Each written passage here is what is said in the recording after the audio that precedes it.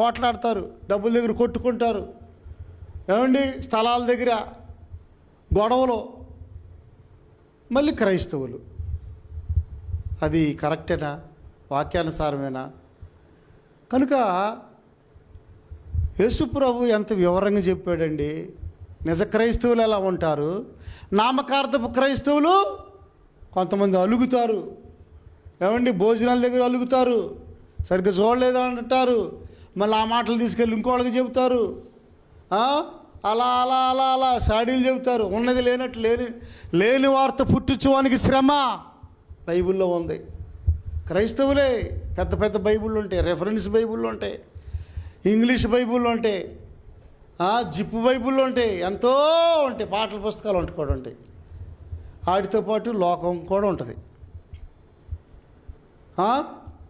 అలాగని ఉన్నట్లయితే దేవుడు అంటున్నాడు,